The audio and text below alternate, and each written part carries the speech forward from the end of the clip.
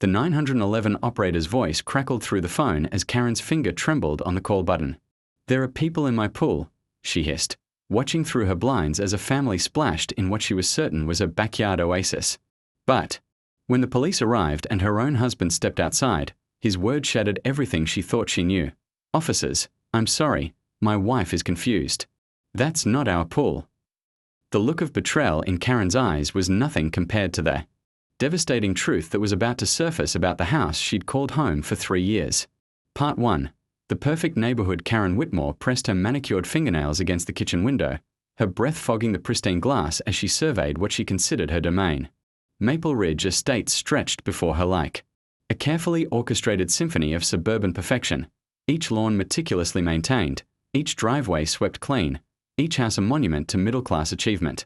At 42, Karen had cultivated her life with the same precision she applied to her weekly homeowners association meetings.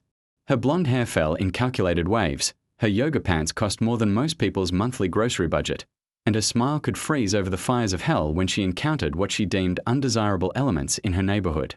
"Richard." She called to her husband, who was buried behind his laptop in the living room, probably lost in another one of his endless work calls. "Did you see the Johnsons finally fix their mailbox? I only had to file 3 complaints with the HOA." Richard Whitmore barely looked up from his screen. At 45, he had learned that the path of least resistance with his wife involved strategic nods and noncommittal grunts. His software consulting business afforded them the lifestyle Karen craved, but it also provided him with convenient excuses to avoid her increasingly obsessive neighborhood surveillance. He murmured, typing furiously. Karen's attention snapped back to the window as movement caught her eye. Through the perfectly aligned slats of their backyard fence, she could see into the Ramirez property next door. The family had moved in 6 months ago. Maria, a nurse at the local hospital, her husband Carlos, who worked at the auto plant, and their 2 children, 8-year-old Sophia and 10-year-old Miguel. Karen had made her feelings about the new neighbors clear from day one. She'd complained about their children's laughter being too loud during acceptable play hours, filed a formal grievance about their weekend barbecues creating excessive smoke, and most recently had taken issue with Maria hanging laundry on a line in their backyard instead of using a dryer like civilized people. But what she saw now made her blood pressure spike to dangerous levels. The Ramirez family was in their backyard, gathered around something that made Karen's vision blur with rage. Through the fence slats, she could see the unmistakable blue shimmer of water, the sound of splashing, and the joyful shrieks of children at play. They had installed a pool. Not just any pool, a large, above-ground pool that looked expensive and elaborate, complete with a deck and what appeared to be a small slide. Sophia and Miguel were laughing as they cannonballed into the water while Maria and Carla sat on pool chairs, sipping drinks and looking utterly content. Karen's hands began to shake. She had been lobbying Richard for months about installing a pool in their own backyard, but he kept insisting they couldn't afford it after the kitchen renovation. Yet here were their neighbors, a nurse and a factory worker, splashing around in aquatic luxury. "This is unacceptable," she whispered, then louder, "Richard, you need to see this immediately." Richard sighed and closed his laptop. 3 years of marriage to Karen had taught him that ignoring her escalating tone was like ignoring a smoke alarm, technically possible, but ultimately more dangerous than just dealing with a problem. He walked into the kitchen to find his wife practically vibrating with indignation, her face pressed against the window like a child at a toy store. "Look at this," she demanded, pointing toward the Ramirez backyard. "Look what they've done." Richard peered through the window and saw the pool setup. His first thought was admiration. It was actually quite nice, and the kids looked like they were having a blast. His second thought was dread, because he recognized the particular shade of red his wife's face was turning. "They installed a pool," he said carefully, "without HOA approval." Karen shrieked. "Without permits. Without any consideration for property values or neighborhood aesthetics. And look how close it is to our fence line. I can hear every splash, every scream, every, Karen, they're just kids playing." She whirled on him with the fury of a woman whose carefully constructed world was under siege. "Just kids playing? Richard, this is about property rights, about maintaining standards, about..." She paused, her eyes narrowing as a new thought occurred to her. "Wait. How close is that pool to the property line?" Richard had learned to fear that particular tone. It usually preceded some dramatic escalation that would embarrass him for months to come. I don't know the exact measurements. Get the property survey. Karen's voice had dropped to a deadly whisper. Get it right now. Karen, I really don't think. Get the property survey. Richard retreated to his home office, rummaging through filing cabinets until he found the thick manila folder containing all their property documents. When they'd bought the house 3 years ago, he'd barely glanced at the survey, trusting their real estate agent and the title company to handle the details. He returned to find Karen still stationed at the window, now with her phone in her hand, clearly photographing the offending pool from every possible angle. Here, he said, spreading the survey across the kitchen island. Karen pounced on the document like a hawk on a field mouse, her finger tracing property lines and measurements. Richard watched her face cycle through confusion, concentration, and then a smile so triumphant it made his stomach clench. I knew it, she breathed. I knew there was something wrong about this whole situation. What are you talking about? Karen's finger stabbed at a specific point on the survey. Look at this, Richard. Look at where our property line actually is. Richard squinted at the technical drawing, trying to make sense of the various numbers and boundary markers. Property surveys had always seemed like incomprehensible hieroglyphics to him. I don't see. The pool, Karen said, her voice rising with excitement and rage, is on our property. Those people built their pool on our land. Richard looked more closely at the survey, then back toward the window. Are you sure? That seems. I'm calling the police. Karen was already dialing 911. This is theft, Richard. This is trespassing. This is, hello, yes, I need to report a property violation and possible theft. Karen, wait. Richard tried to grab the phone, but she'd already moved into full prosecutor mode. Yes, my name is Karen Whitmore, and I live at 847 Maple Ridge Drive. My neighbors have installed a pool on my property without permission, and they're currently using it. I need officers here immediately to document this violation and remove these trespassers. As she spoke, Richard found himself staring at the survey with growing unease. Something about the boundaries didn't look quite right, but he couldn't put his finger on what was bothering him. The technical language was confusing, and the measurements seemed to reference points he couldn't identify in their actual backyard. They'll be here in 15 minutes, Karen announced, ending the call with savage satisfaction. Finally, these people will learn that actions have consequences. Through the window, the Ramirez family continued their innocent afternoon of swimming, completely unaware that their neighbor was orchestrating what she believed would be their downfall. Sophia was teaching Miguel a new diving technique while Maria and Carlos discussed their upcoming anniversary dinner plans. Karen, maybe we should just talk to them first, Richard suggested weakly. Maybe there's been some kind of misunderstanding. The only misunderstanding, Karen cut him off, is that they thought they could get away with stealing from us. Well, they're about to learn otherwise. She spent the next 15 minutes pacing the kitchen like a caged predator, periodically returning to the window to take more photos and muttering about property rights, legal precedents, and the decline of respect for law and order in modern society. When the police cruiser pulled into their driveway, Karen practically sprinted to the front door, Richard trailing behind like a reluctant participant in someone else's drama. Officers Jennifer Hayes and Michael Torres stepped out of their vehicle, with the weary expressions of cops who'd answered their share of neighborhood disputes. Officer Hayes was a veteran of 12 years who'd seen every variety of suburban conflict imaginable, while Officer Torres was relatively new but had already learned to spot the signs of what they called HOA drama from a mile away. Mrs. Whitmore. Officer Hayes approached with professional courtesy tinged with caution. You called about a property dispute. Officers, thank you so much for responding quickly, Karen gushed, launching into her prepared presentation. As you can see, our neighbors have installed a large pool structure that extends onto our property. I have the survey documentation right here, and photographic evidence of the violation. She thrust the papers at Officer Hayes while gesturing dramatically toward the backyard. They are actively trespassing on our land as. The city surveyor arrived in a white pickup truck bearing the official seal of Maple Ridge Municipal Services. Janet Morrison had been doing property surveys for the city for 15 years, and she could spot a neighborhood dispute from the moment she pulled up to a house.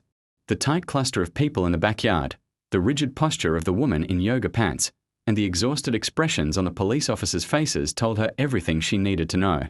Karen practically ran to meet Janet before she'd even finished gathering her equipment from the truck. "Thank goodness you're here," Karen gushed, her voice carrying the manic energy of someone who'd spent the last hour convincing herself she was about to be vindicated. "I'm Karen Whitmore, and these are my neighbors who have illegally installed a pool on my property. I have all the documentation right here." Janet Morrison was a woman of few words and infinite patience. At 58, she'd seen every variety of property dispute imaginable, from feuding families to corporate land grabs. She took the survey documents from Karen without comment and began her preliminary review. "I'll need to examine all the relevant paperwork before I begin the physical survey," Janet said in the tone of someone who'd explained this process countless times. "Do you have your current deed, your title insurance policy, and any recent property assessments?" Richard stepped forward with their manila folder, his hand still trembling slightly. "This is everything we have from when we bought the house." Janet spread the documents across the hood of her truck, using small weights to keep them from blowing away in the afternoon breeze. As she studied the papers, her expression shifted from professional neutrality to something approaching concern. "Mr. and Mrs. Whitmore, when exactly did you purchase this property?" 3 years ago, Richard replied. "We bought it from Harold and Martha Henderson. They'd lived here for 22 years. Janet's frown deepened as she cross-referenced the deed with the survey Karen had been using. "And you've been using this 1987 survey as your reference for property boundaries?" "Yes," Karen jumped in. "And it clearly shows that the pool extends onto our land by at least 6 feet. Janet looked up from the documents with an expression that made Officer Hayes step closer, recognizing the signs of someone about to deliver devastating news. "Mrs. Whitmore, this survey from 1987 is indeed for a property on Maple Ridge Drive, but it's not for your property. It's for 849 Maple Ridge Drive, the house that was demolished in 1994. The words seemed to hang in the air like smoke from an explosion. Richard felt his knees go weak. "Demolished?" he whispered. "Yes, sir. According to city records, 849 Maple Ridge Drive was torn down in 1994 after a fire damaged the foundation beyond repair. The lot was subdivided and sold, and a new house was built at what became 851 Maple Ridge Drive." Janet pointed down the street. "That's the blue house with the white shutters, 3 houses down." Karen's face had gone completely white. "That's impossible. We live at 847 Maple Ridge Drive. This is 847. "Yes, you do live at 847. But the survey you've been using describes a property that no longer exists." Officer Torres stepped forward. What does that mean for their actual property boundaries?" Janet was already unpacking her surveying equipment, a theodolite, measuring chains, and a GPS unit that would provide precise coordinates. "It means I need to establish the correct boundaries using the proper legal description from their actual deed." As Janet began setting up her equipment, Karen grabbed Richard's arm with desperate intensity. "This is some kind of mistake," she hissed. "There's no way we've been wrong about our property for 3 years." But Richard was remembering things now, small details that had never quite made sense. The way their lawn seemed smaller than their neighbors. The way the fence seemed oddly positioned relative to their house. The way the previous owners, the Hendersons, had been so vague about property lines when they'd asked during the walkthrough. "Mr. Whitmore," Janet called out, "I'm going to need you to show me the physical markers you've been using to identify your property boundaries." Richard led Janet around their backyard, pointing to the fence that separated them from the Ramirez property. "We always assumed the fence was the property line." Janet examined the fence posts carefully, looking for survey markers or other official indicators. "Sir, this fence was installed for privacy, not as a legal boundary marker. See how it's not perfectly straight? Property lines are surveyed to exact specifications." She moved to her theodolite and began taking measurements, using reference points that were marked on the official deed. Karen followed her every movement like a hawk, demanding explanations for each calculation. "The benchmark is over there," Janet said, pointing to a concrete marker embedded in the ground near the street. "Everything is measured from fixed reference points like that." As Janet worked, the Ramirez family had noticed the commotion in the neighboring yard. Maria appeared at their back door, wiping her hands on a kitchen towel, her expression shifting from curiosity to concern as she saw the police officers and official-looking equipment. "Excuse me," she called out in accented but clear English. Is everything okay? Is there some kind of emergency? Officer Hayes walked over to the fence. We are just resolving a property boundary question. Nothing to worry about. But Maria's nurse training had taught her to read people's stress levels, and what she saw in Karen's posture and Richard's face suggested this was far from routine. Should we not be using our pool? She asked, her voice carrying the worry of someone who'd worked hard for everything they owned. You have every right to use your pool, Officer Torres assured her. Please, continue enjoying your afternoon. Karen whirled around at this exchange. Don't you dare tell them everything is fine. That pool is on MY property, and they need to get out of it immediately. Janet Morrison looked up from her equipment with the stern expression of a woman who'd dealt with enough hysterical property owners to last several lifetimes. Mrs. Whitmore, I need you to step back and let me complete my work. Making accusations while the survey is in progress is not helpful. Richard put his hand on his wife's shoulder, trying to calm her, but she shrugged him off violently. Don't touch me. This is all your fault. You're the one who was supposed to handle the property paperwork when we bought the house. Karen, I trusted the title company and our real estate agent. Well, they were obviously incompetent. And now we are stuck with neighbors who think they can steal our land. Janet had finished her preliminary measurements and was now consulting her GPS unit for precise coordinates. The expression on her face was growing more grave by the minute. Mr. and Mrs. Whitmore, I need to show you something. She led them to a spot roughly 15 feet closer to their house than where the fence stood. According to your deed and the official county survey, this is where your eastern property line actually runs. Karen stared at the spot in the grass as if Janet had just pointed to a crater from outer space. That's impossible. That would mean our property is tiny. Your lot is 0.31 acres, which is exactly what's specified in your deed. But I measured it myself. I know how big our property is. Janet's patience was wearing thin. You measured using an incorrect survey from a demolished property. Your actual boundaries are significantly different from what you believed. Richard was doing mental calculations that made his head spin. If their property line was where Janet indicated, then not only was the pool entirely on the Ramirez property, but a significant portion of what he'd considered their backyard was actually their neighbor's land. Janet, Officer Hayes interjected, what about the pool situation specifically? Janet checked her measurements against the pool's position. The pool is entirely within the boundaries of the Ramirez property. In fact, it's approximately 12 feet inside their property line. The silence that followed was broken only by the sound of Karen's sharp intake of breath. 12 feet, she whispered. Yes, Your neighbors could have built their pool significantly closer to the fence and still been well within their rights. Karen's worldview was crumbling in real time.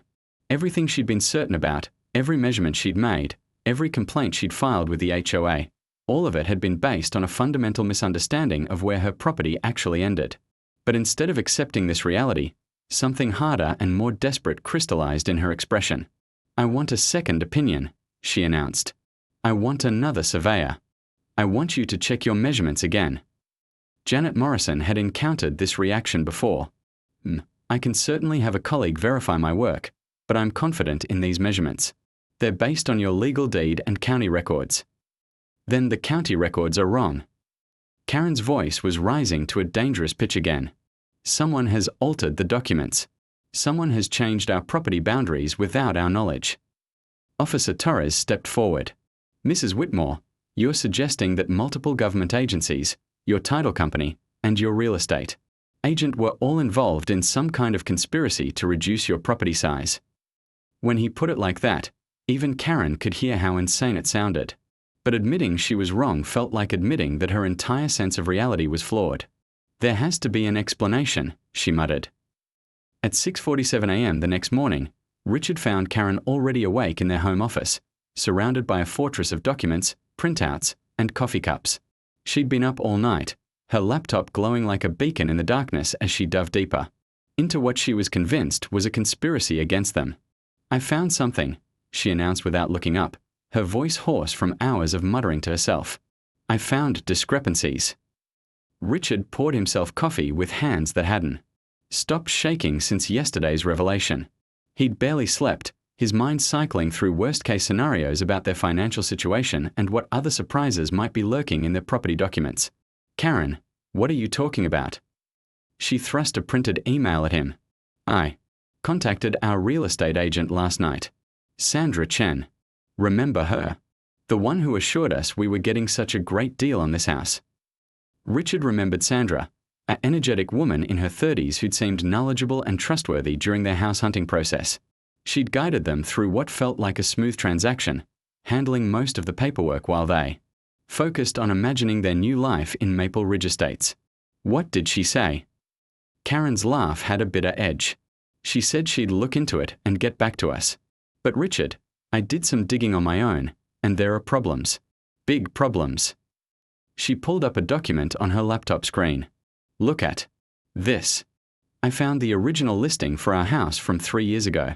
Look at the square footage. Richard squinted at the screen. 2,847 square feet. Right. Now look at our deed. She flipped to another document. 2,643 square feet. Richard, our house lost 204 square feet between the listing and the sale. Maybe. That's normal.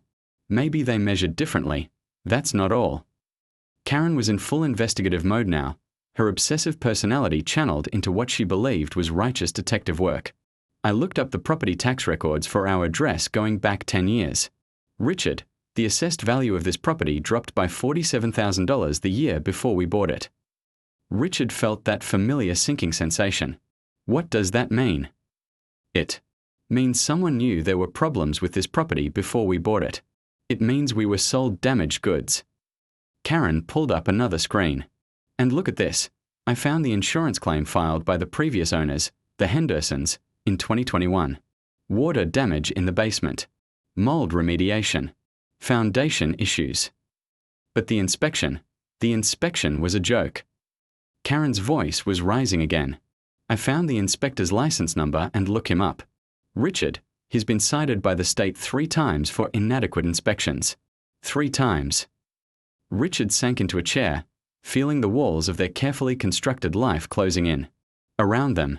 Karen, even if all of this is true, what can we do about it now? We've been living here for 3 years. We can sue everyone involved. We can demand compensation. We can. Karen stopped mid-sentence as her phone rang. The caller. ID showed Sandra Chen's number.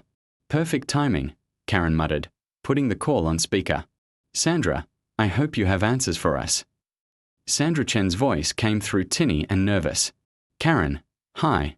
I looked into the situation you described, and I think we need to meet. In person. Are you and Richard available this morning? Karen and Richard exchanged a look that mixed hope with dread. We'll be right there, Karen said. An hour later, they sat across from Sandra Chen in her real estate office, a sleek space designed to project success and trustworthiness. But Sandra's body language screamed discomfort. She kept fidgeting with her pen and avoiding direct eye contact. I want to start by saying that I genuinely believed I was helping you find a great home, Sandra began. But after reviewing your file last night, I've discovered some irregularities in how your transaction was handled.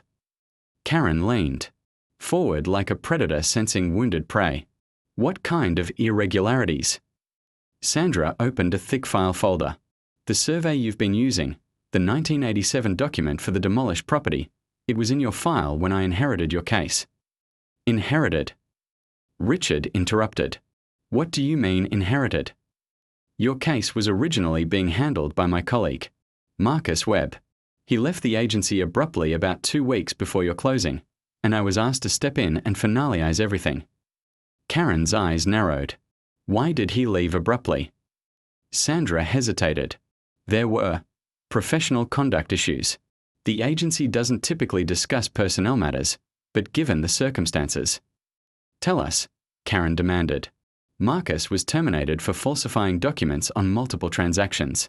He was cutting corners, using outdated surveys, and in some cases, providing buyers with incorrect property information to expedite sales. The office fell silent except for the hum of the air conditioning. Richard felt like he was watching a car accident in slow motion. Are you saying, Karen's voice was deadly quiet, that our agent knowingly gave us false information about our property. I'm saying that the survey in your file should never have been used for your transaction. I should have caught it, but I was handling 6 closings that week and I trusted that Marcus had done the preliminary work correctly. Richard found his voice. Sandra, what else was wrong with our purchase? Sandra flipped through several pages, her discomfort growing more obvious. The property disclosure form has some concerning omissions. The water damage claim I found in your research, Karen, that should have been disclosed, but it's not mentioned anywhere in your paperwork. What about the foundation issues? Karen pressed. Also not disclosed. And there's something else. Sandra pulled out a document Richard had never seen before. This is the original inspection report that Marcus ordered. It identified significant problems with the electrical system, potential mold issues, and structural concerns with the foundation. Karen grabbed the document. This isn't the inspection report we received. No, it's not. The report you received was a sanitized version that Marcus had prepared. The original inspector's findings were much more extensive. Richard felt like he might vomit. How is this legal? How is any of this legal? It's not, Sandra said quietly. What Marcus did was fraud, and what happened to you was a result of that fraud. Karen was scanning the original inspection report, her face cycling through expressions of rage, disbelief, and what might have been vindication. Richard, listen to this. Foundation shows signs of water infiltration and possible settling. Recommend structural engineer evaluation before purchase. Electrical system appears to have been partially rewired by unlicensed individual. Safety concerns throughout. Evidence of previous mold remediation in basement may indicate ongoing moisture issues. She looked up at Sandra with fury blazing in her eyes. We bought a damaged house using a fake survey from a crooked reel estate agent who hid the real inspection report. Is that what you're telling us? Sandra nodded miserably. I'm afraid so. And there's one more thing. Richard didn't think he could handle one more thing, but Karen was leaning forward eagerly. The purchase price you paid, Sandra continued, was about $60,000 above market value for a property with the disclosed issues. Marcus inflated the price and split the excess with the seller's agent. Karen stood up so abruptly her chair rolled. Backward. They stole from us. They literally stole from us. Karen, please sit down, Sandra pleaded. I've already contacted my broker and our legal department. The agency is prepared to take responsibility for Marcus's actions and work with you on a resolution. A resolution? Karen's voice could have cut glass. We've been living in a house we overpaid for, on property we don't understand, with structural problems we didn't know about, for 3 years. And yesterday I humiliated myself in front of the police and our neighbors because of a fake survey. What kind of resolution could possibly fix this? Richard was staring at the document spread across Sandra's desk, trying to process the magnitude of what they'd discovered. Sandra, what are our legal options? You can sue Marcus personally, though I should warn you that he declared bankruptcy 6 months after leaving our agency. You can sue the previous owners for non-disclosure, though they might claim they weren't aware of the extent of the problems. And you can sue our agency, though we'll likely settle rather than go to court. What about our neighbors? Richard asked quietly. We've been maintaining their land for 3 years. We've harassed them based on false information. Sandra looked puzzled. What neighbors? Karen launched into the story of yesterday's pool confrontation, describing in detail how the survey error had led to months of complaints against the Ramirez family and a humiliating public revelation about their property boundaries. When she finished, Sandra was staring at them with an expression of growing horror. Karen, there's something else I need to tell you. Something I discovered when I was researching your property last night. Richard felt his stomach clench. What now? Sandra pulled out another document. I traced the history of your lot, trying to understand how the survey error happened. Your property, 847 Maple Ridge Drive, it was part of a subdivision that was created in 1995 after the original 849 was demolished. We know that part, Karen said impatiently. But what you don't know is why 849 was demolished. It wasn't just fire damage, Karen. The house was destroyed in a domestic violence incident. The owner killed his wife and then burned the house down with himself INS. Richard drove home in silence while Karen sat in the passenger seat, furiously typing on her phone with the manic energy of someone who'd found a holy war to fight. She was sending emails to lawyers, posting in neighborhood Facebook groups, and researching Marcus Webb's professional history like a detective hunting a serial killer. "I found his LinkedIn profile," she announced without looking up. "He's working for another real estate agency in Phoenix now, probably defrauding more innocent families." Richard pulled into their driveway and sat staring at their house, the house they'd overpaid for, built on a murder scene, with a failing foundation and hidden structural problems. 3 years of mortgage payments on a lie. "Karen, we need to decide what we are going to do." What we are going to do. She finally looked up from her phone, her eyes blazing with righteous fury. "We are going to destroy everyone who did this. To us.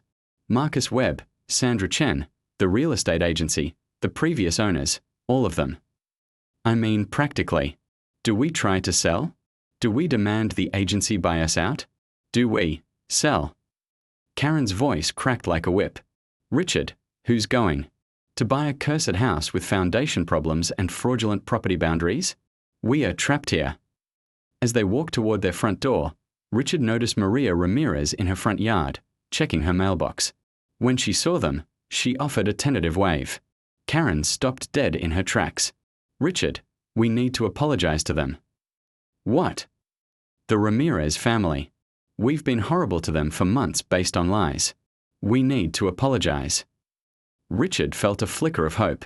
Maybe his wife was finally accepting reality and ready to make amends for her behavior. That's actually a good idea, Karen."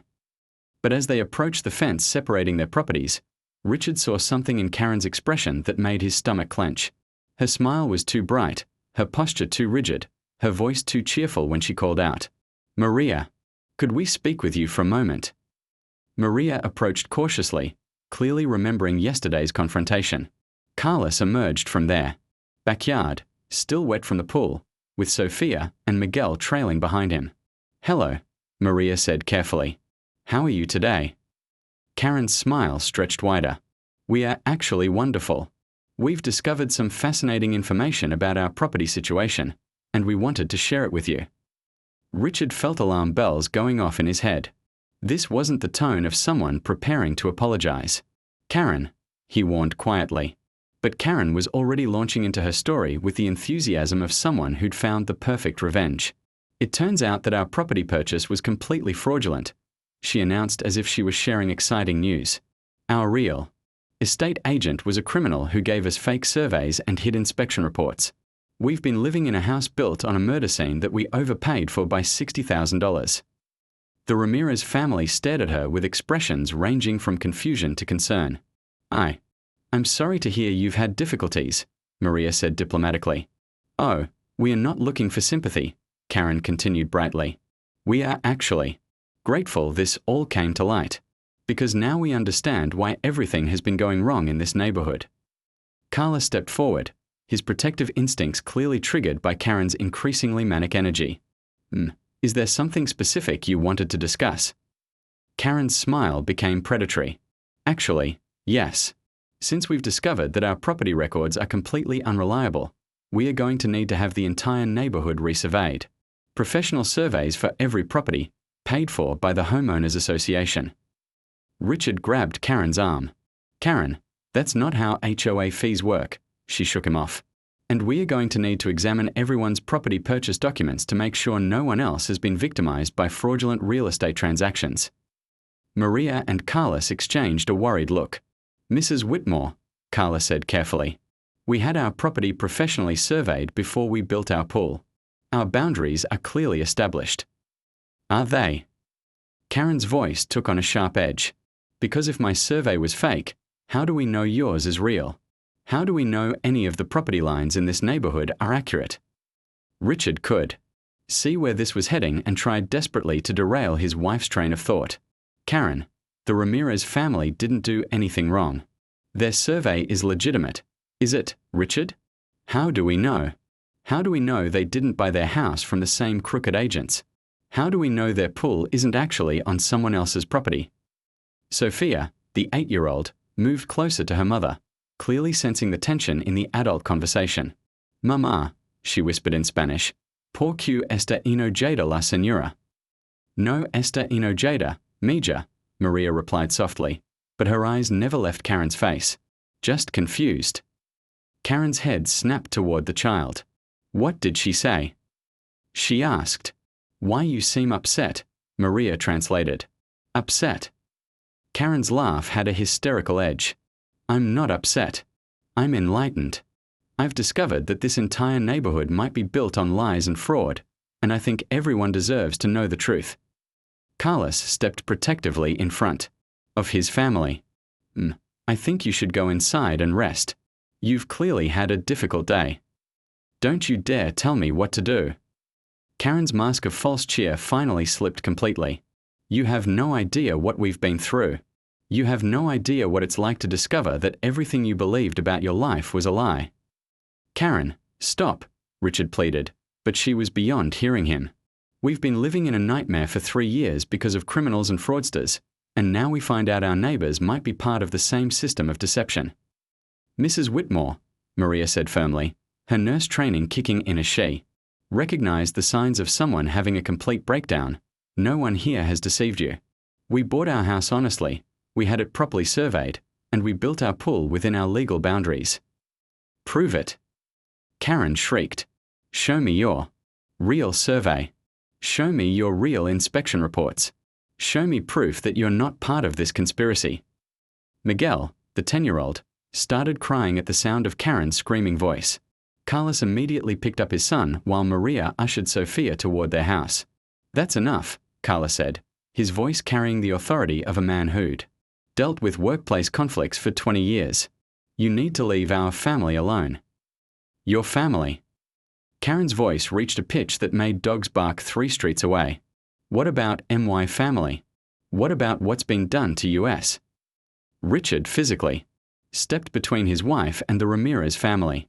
Karen, we are going inside right now. No.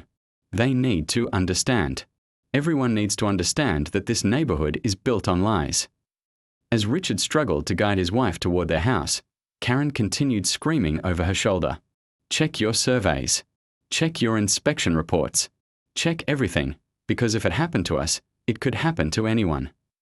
Once inside their house, Richard locked the door and turned to face his wife, who was pacing their living room like a caged animal. Karen, what the hell was that? That was me trying to protect our neighbors from the same fraud we experienced. That was you having a breakdown and terrorizing a family with young children. Karen whirled on him with fury that seemed to come from some deep, primal place. Don't you dare blame me for this. Don't you dare make me the villain when we're the victims. You just accused innocent people of being part of a conspiracy against us. How do we know they're innocent? Karen's eyes were wild now, her hair disheveled from her frantic pacing. How do we know anyone in this neighborhood is innocent? Richard, if one real estate agent can defraud multiple families, what's to stop it from being a neighborhood-wide conspiracy? Richard stared at his wife and realized he was looking at a stranger. The woman he'd married had been capable of obsession and self-righteousness, but this level of paranoia was something entirely new. Karen, listen to yourself. You're talking about neighborhood-wide conspiracies. You're scaring children. I'm trying to uncover the truth, she interrupted. And if you were any kind of husband, you'd be helping me instead of defending the people who might be complicit in our victimization. The Ramirez family aren't complicit in anything. They're just trying to live their lives and raise their children. Karen stopped pacing and fixed him with a stare that chilled him to the bone. Richard, whose side are you on? The question hung in the air like a threat. Richard realized that in Karen's increasingly fractured worldview, there were only 2 categories of people, victims like her, and everyone else who was either a perpetrator or a collaborator. I'm on your side, Karen. I'm on our side. But I'm not going to support you harassing innocent people. Innocent people. Karen's voice was deadly quiet now. Richard, do you think I'm losing my mind? The honest answer was yes, but Richard was terrified of what might happen if he said it out loud. I think you're under enormous stress, and I think you're looking for someone to blame. Someone to blame. Karen's voice began rising again. Richard, we've been defrauded. We've been living in a house with a violent history that we should have been told about. We've been maintaining our neighbor's property for 3 years. And you think I'm just looking for someone to blame? I think you're taking your anger about Marcus Webb and the real estate fraud and directing it at people who had nothing to do WI. Richard spent the night in a hotel, staring at the ceiling while his phone buzzed with increasingly unhinged text messages from Karen. By 3 a.m., she was sending him photos of property records she'd found online, demanding he return home to help her expose the truth about Maple Ridge Estates. By 5 a.m., she was threatening to contact the FBI about what she was now calling a real estate conspiracy of national proportions. At 7 a.m., his phone rang. It wasn't Karen. It was Officer Jennifer Hayes. Mr. Whitmore, I'm sorry to call so early, but we've received multiple noise complaints about your address. Your neighbors are reporting that your wife has been outside with a megaphone since approximately 5:30 this morning. Richard's blood ran cold. A megaphone. She's apparently conducting what she calls a neighborhood fraud awareness campaign. Sir, we need you to come home and help us manage this situation before it escalates further. Richard dressed quickly and drove through the early morning streets, dreading what he might find. As he turned onto Maple Ridge Drive, he could hear Karen's voice before he could see her, amplified and carrying across the pristine suburban landscape. Like an air raid siren. Attention residents of Maple Ridge Estates. You have been living in a neighborhood built on fraud and deception. She was standing in their front yard with a battery-powered megaphone, wearing the same clothes from yesterday. Her hair wild and her eyes blazing with the fervor of a street preacher. A small crowd of neighbors had gathered at a safe distance, some in robes and slippers, all wearing expressions of concern and embarrassment. Demand to see your real property surveys. Demand to know the truth about your home purchases.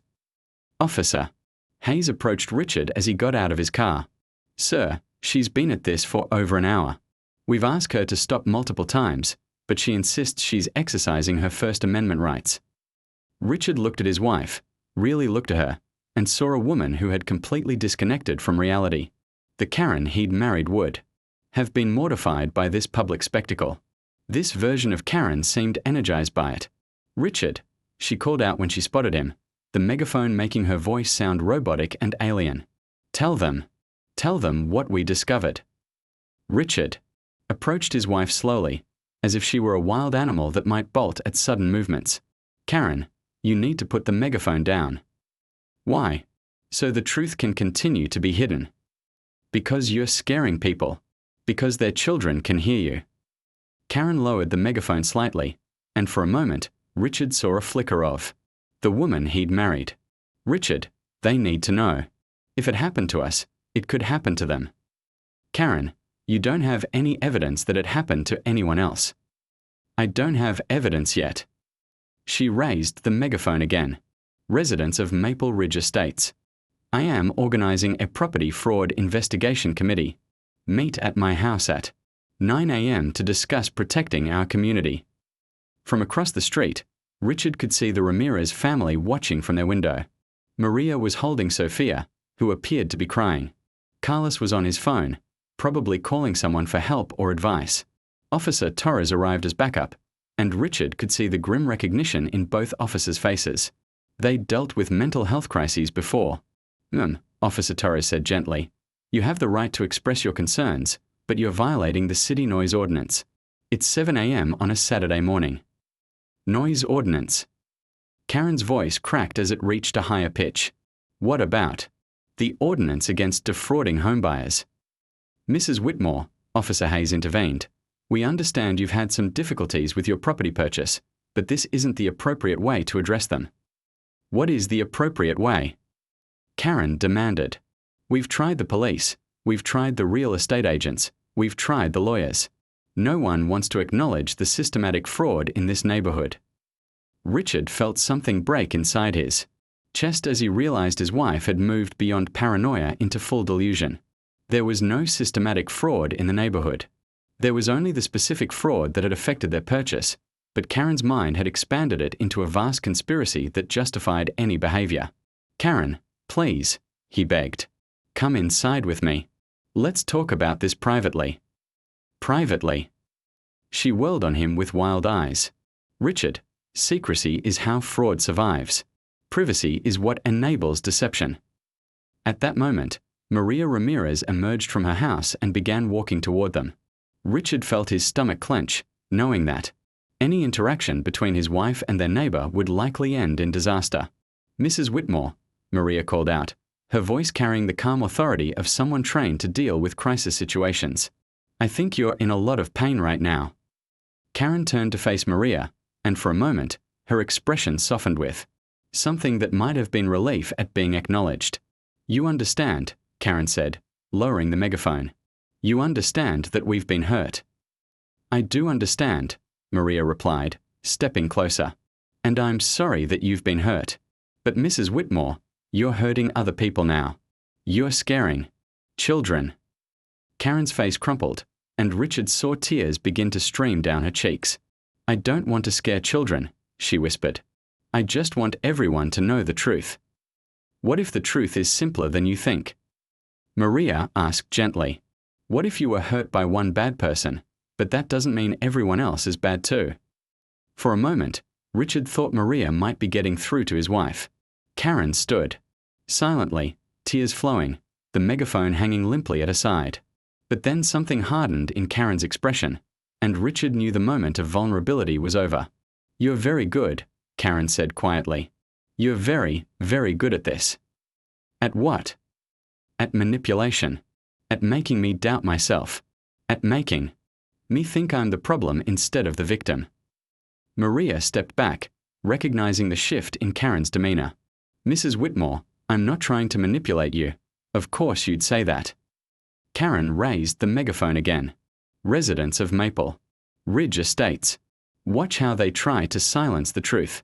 Watch how they make the victims look like the problem." Officer Hayes made a decision that would change everything. "Mrs. Whitmore, I'm placing you under arrest for disturbing the peace and violating the noise ordinance." "Arrest?" Karen's voice through the megaphone was deafening. "For telling the truth." As Officer Hayes approached with handcuffs, Karen's composure finally shattered completely. "Richard!" She screamed without the megaphone now, her voice raw and desperate. "Don't let them silence me. Don't let them win." But as Richard watched his wife being placed in handcuffs while their neighbors looked on in horror and pity, he realized that there was no them.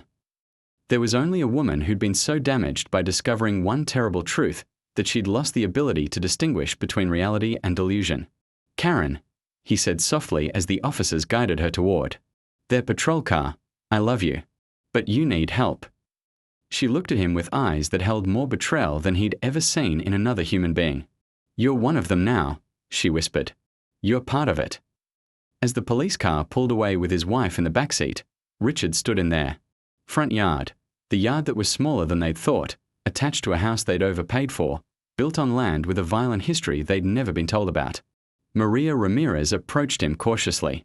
"Mr. Whitmore, I'm sorry. I tried to help, but—" "You did help," Richard interrupted. "You showed more kindness to my wife than she deserved after everything she's put your family through."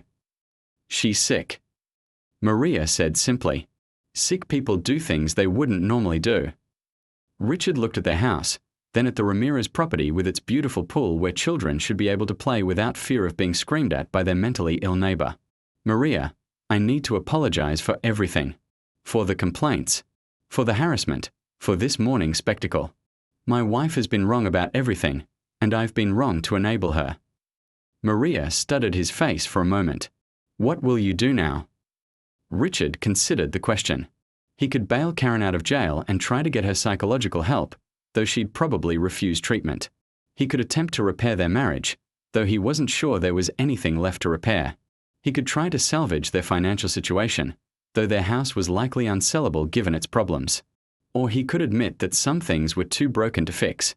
"I think," he said slowly, "I'm going to start by doing what my wife should have done from the beginning. I'm going to accept that we were wrong, apologize to everyone we've hurt, and try to make things right." 3 months later, Richard stood in the driveway of their former home, watching new owners move in. The house had sold at a significant loss after full disclosure of its structural problems and psychological history, but the elderly couple buying it seemed unfazed by its troubled past. Karen was living in a court-mandated psychiatric facility, still convinced that Richard's decision to sell the house was proof of his participation in the neighborhood conspiracy. She'd refused all contact with him since he'd filed for divorce. As Richard loaded the last box into his moving truck, Maria Ramirez appeared at the fence with a thermos of coffee. "How are you doing?" she asked. "Better," Richard replied honestly. It turns out that accepting reality, even when it's painful, is a lot less exhausting than fighting it. Sophia and Miguel A.